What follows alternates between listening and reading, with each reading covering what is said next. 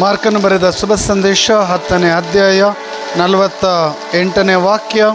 ಯೇಸುವೆ, ದಾವಿದ ಕುಲಪುತ್ರರೇ, ನನಗೆ ದಯೆ ತೋರಿ ಎಂದು ಗಟ್ಟಿಯಾಗಿ ಕೂಗಿಕೊಂಡನು. ಜೆರಿಕೋ ಪಟ್ಟಣಕ್ಕೆ ಹೋಗುವಾಗ ಕುರುಡ ಭಿಕ್ಷುಕನೊಬ್ಬನು ಪ್ರಭುವಿನಲ್ಲಿ ಬೇಡಿಕೊಂಡನು. ದಾವಿದ ಕುಲಪುತ್ರರೇ, ನನಗೆ ದಯೆ ತೋರಿ ಎಂದು ಬೇಡಿಕೊಂಡನು.